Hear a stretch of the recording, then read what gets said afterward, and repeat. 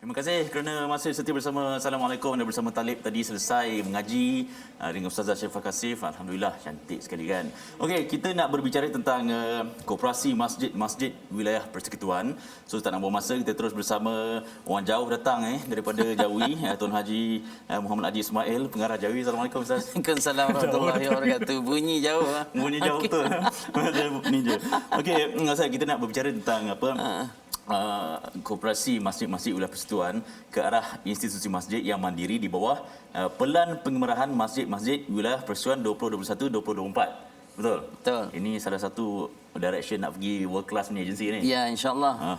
Ustaz ceritakan latar belakang sikit penubuhan inisiatif ni, silakan. Okey, terima kasih Ardi. Ya. Jadi bila kita sebut tentang inisiatif ini, ini bermula pada 20 Julai 2020 yang lalu. Apabila berlaku pertemuan antara Yang Muhammad Menteri di Jabatan Perdana Menteri, Yang Muhammad Senator Datuk Seri Dr. Zulkifli bin Muhammad Al-Bakri bersama dengan Yang Muhammad Menteri Pembangunan Usahawan dan Koperasi tentang cadangan penubuhan koperasi masjid di wilayah persekutuan. Dan daripada situ telah tumbuh satu inisiatif yang cukup cantik bagi salah satu trust dalam Pelan Pengemarahan Masjid di wilayah persekutuan. Dan Majlis Agama Islam Persekutuan sebagai langkah proaktif telah bersama dengan Jawi mengadakan pertemuan dengan Suruhanjaya Koperasi dan kita minta Suruhanjaya Koperasi untuk memberikan penerangan kepada 89 masjid. Bagaimana kita nak mewujudkan koperasi, sebab apa? Dalam tempoh PKP ni daripada 18 Mac sehinggalah sekarang kita lihat ekonomi masjid itu sendiri. Sebab masjid ni kebanyakannya bergantung kepada pendapatan daripada sumbangan jemaah-jemaah. Dan bila jemaah secara fizikal ada had-had tertentu, jadi sedangkan kos operasi tetap sama setiap bulan. Dan ada juga mereka menggunakan kaedah online, tetapi mungkin jumlah itu sendiri tidak mampu menampung dengan jumlah yang mencukupi dan selesa. Akhirnya perlu ada satu inisiatif yang lain. Dan Alhamdulillah Yang Muhammad Menteri bersama dengan Yang Muhammad Menteri Pembangunan Usahawan dan Koperasi telah membuka langkah ini dan kami menyusuli. Dan insya-Allah lah maknanya selepas ini akan diwujudkan inisiatif itu. Wah, menarik sekali. Okey, matlamat dia Ustaz ataupun direction dia atau objektif penubuhan koperasi masing-masing ni macam mana? Okey, yang pertamanya kita nak agar masjid-masjid ni berdiri sendiri dan bersumber ekonomi sendiri. Berdasarkan kepada Pelan Pengemarahan Masjid-Masjid di wilayah persekutuan daripada 2020 sehinggalah 2024 kita ada satu trust, iaitu trust ekonomi. Kita mempunyai 5 trust, tapi trust ekonomi salah satu pada trust yang penting.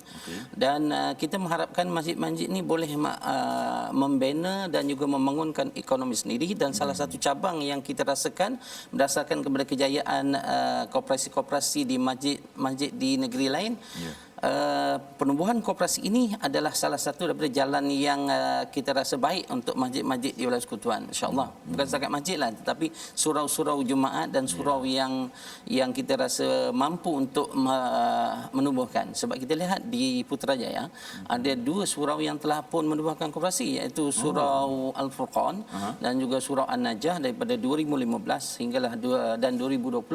Kita lihat surau Al-Furqan sebenarnya telah pun berjaya membangun koperasinya dan pendapatannya boleh sedikit sebanyak merupakan income kepada surau Jumaat itu sendiri. Ini penting. Walaupun PKP sekarang koperasi tidak bergerak aktif, contohnya kedai ditutup kerana PKP, tetapi mereka membuka langkah baru dengan menjual secara online. Ini disebut creativity, inovasi dan juga sebagainya. Dahsyat. Okey. So mungkin hasratnya ialah untuk menjadikan masjid atau surau itu lebih berdikari, menjana income sendiri dalam situasi yang orang kata tak menentu inilah. Ada sebarang pelancaran khusus atau majlis yang ialah akan diadakan bagi melancarkan inisiatif ni secara besar-besaran mungkin? Dia kalau ikut kita punya perancangan, ianya akan dirancang ianya akan dilancar kepada hujung tahun lepas. Tetapi oleh kerana PKP telah pun dikuatkuasakan, dan kita tidak dapat mengadakan program walaupun maknanya insya-Allah ini akan dilancarkan dalam tempoh yang terdekat. Dan insya-Allah apabila dia dilancarkan dengan norma baru, kita akan lihat balik sama ada PKP ini disambung ataupun kembali kepada PKPB, dan sekiranya dibenarkan oleh Majlis Keselamatan Negara dan juga agensi pihak berkuasa tertentu, kita akan lancarkan nanti. Dan kita nak agar koperasi ini bergerak pantas dan maju, agar masjid dan juga surau Jumaat ni mempunyai income tersendiri. Boleh membantu sedikit, sebab Jawi melihat bahawa teras ekonomi adalah teras yang paling penting. Dan kita buka juga bazar-bazar di masjid-masjid dan juga surau-surau Jumaat, insya-Allah. InsyaAllah. Okey, tadi saya tertarik dengan apa yang Ustaz sebut tadi tentang 2 surau yang telah dah start menjana income dan sebagainya. Apa yang dilakukan ataupun dari segi perinciannya, apa yang diniagakan ataupun ruang niaga kepada dan sebagainya, apa yang dilakukan? Dan sebenarnya di wilayah Persekutuan kita ada 7 koperasi yang telah pun beroperasi, yang telah pun berjaya. Dan apabila kita cuba untuk membangunkan koperasi-koperasi di masjid-masjid di sekitar wilayah Persekutuan, alhamdulillah ada 12 koperasi baru akan ditubuhkan sempena dengan promosi kita nak membangunkan ekonomi masjid di bawah pelan pengimaran masjid-masjid di wilayah Persekutuan. Kita berterima kasih kepada Yang Mohd Menteri Haiwan Agama dan juga Menteri Pembangunan Koperasi dan juga Usahawan yang memberikan galakan, dan insya-Allah maknanya bila ianya berjaya ditubuhkan dan apabila majlis pelancaran itu dilakukan, maknanya akan ada pemberian sijil kelulusan untuk menubuhkan koperasi. Dan koperasi ini sebenarnya mempunyai pelbagai perkhidmatan. Antaranya ialah ada yang mempunyai kedai runcit, ada yang terlibat dalam mendapatkan kontrak-kontrak pembekalan makanan, paling kurang pun di masjid dan juga di surau Jumaat ataupun kawasan persekitaran.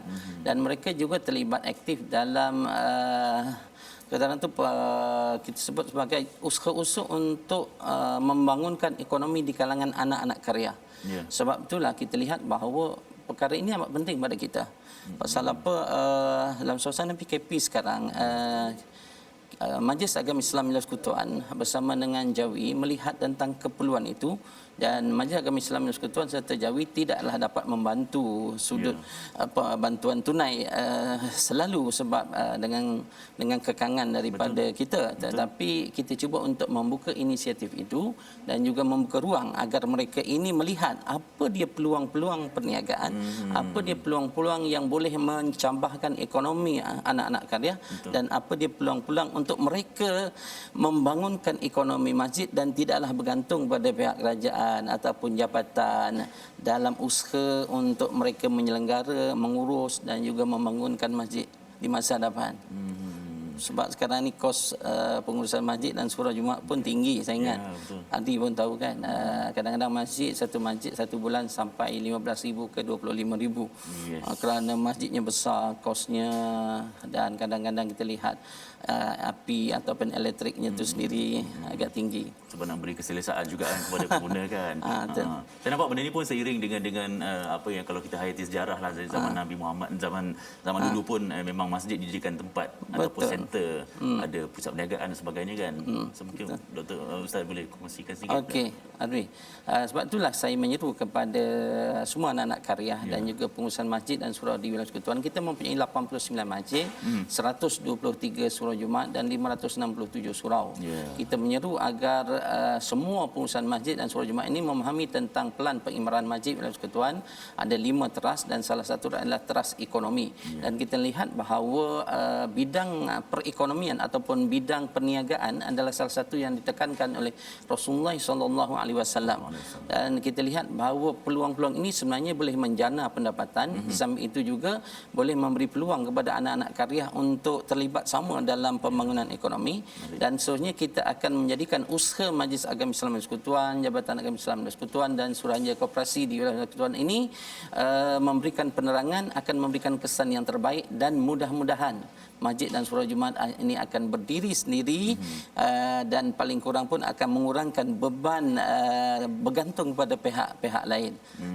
mengurangkan beban kebergantungan kepada pihak-pihak lain, insya-Allah. Akhir sekali Ustaz Ajib, harapan kepada bukan saja kepada kepada golongan masjid ataupun takbir masjid dan sebagainya, silakan. Harapan saya kepada pengusaha masjid, kepada anak karya, kepada semua penduduk di persekitaran masjid dan juga surau Jumaat, kita hendaklah bekerjasama dalam memastikan institusi masjid dan juga surau Jumaat serta surau dapat berfungsi dengan sebaiknya di sepanjang Perintah Kawalan Pergerakan ini. Sebenarnya Perintah Kawalan Pergerakan bukanlah menghalang masjid, surau Jumaat dan surau untuk bergerak aktif, kerana kita telah mengorak langkah sesuai dengan norma baru.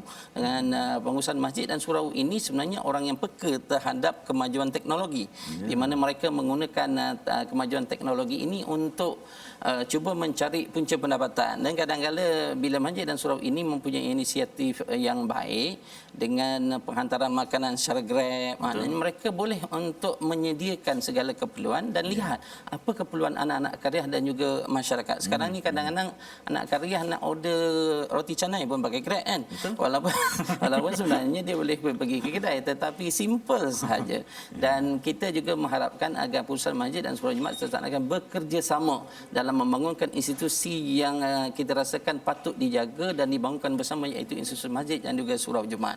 Kalau kita dapat bekerjasama, pastinya institusi masjid akan dapat membangunkan koperasi dengan sebaiknya, dan pastinya teras ekonomi bukan setakat koperasi lah. Bazar-bazar ataupun perkara-perkara yang baik dapat kita bangunkan bersama, dan Islam akan dilihat agama yang melihat ke depan dan maju sentiasa, insya-Allah. Betul. Lihat betapa optimisnya Ustaz Ajib tentang kempen ataupun inisiatif koperasi masjid-masjid wilayah persekutuan, insya-Allah. Terima kasih banyak Ustaz. Sama-sama, alhamdulillah. Insya-Allah. Terima kasih. Insya-Allah kita jadi agensi terbaik di dunia. Amin. Itu harapan kita dan juga CEO TV Hijrah, insya-Allah. Insya-Allah. Baik, para penonton, kita berehat sebentar, kita akan kembali balik selepas ini dalam Assalamualaikum. Take a break.